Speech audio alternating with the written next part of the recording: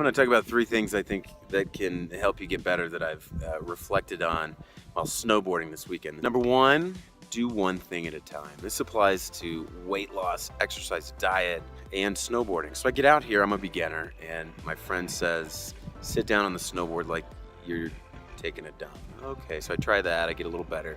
Then his wife says, no, you need to bend your knees more. And then the ski lift guy goes, no, you need to point with your shoulders and everything will follow.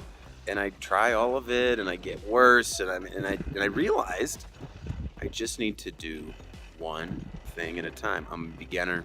I'm not trying out for the Olympics. I'm just here to have fun and get a little better.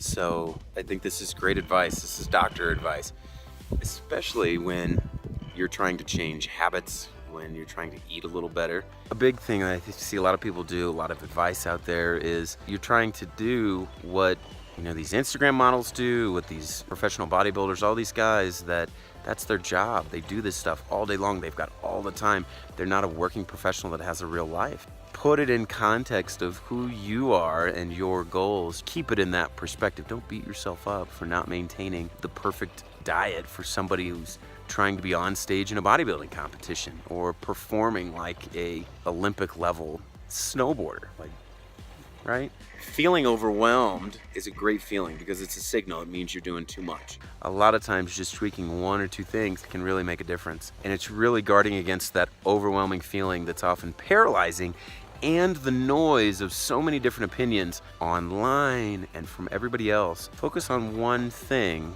for you. The second thing is, don't forget to put it in perspective and in context of what your goals are. My little motto for this has been have fun and get a little better. I'm not trying to be an Olympian or compete or anything, and especially at this stage in my adult life, it's about having fun. It's about getting a little better, right? Because I don't want to suck at this forever. And trying to get better helps me be my best, helps me understand myself, helps me relate to myself better.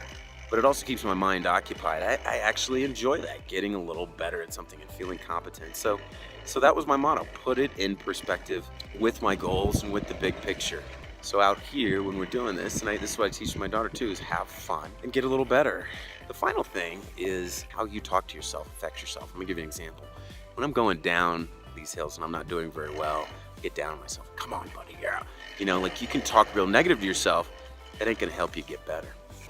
Positive, the more you talk to yourself like a friend, a coach, imagine somebody that you want coaching you, talking you through this. How do they talk? What would they say? And start relating to yourself like that. Most of us are pretty hard on ourselves. And it's not just the words, but deeper than that, it's the feelings. So be conscious of that. When I am doing real bad, you know what I say? This is funny. You're gonna laugh. I'm the biggest dork out there. I'm like, you're the man. You're the fucking man. You are a god on a snowboard. The positive self-talk, it gets out of control, but I think it makes a difference. I gotta get off this lift in a second. All right, I'm wrapping it up. There's my 3 things. One thing at a time. Put it in perspective with your goals and pay attention to your self-talk. Apply that. How can you apply that? I think those 3 things can be very helpful for anything when you're trying to be your best. But get back to that mantra. Have fun, have a good time, and get a little bit better every day. I really like that. I gotta get down the hill.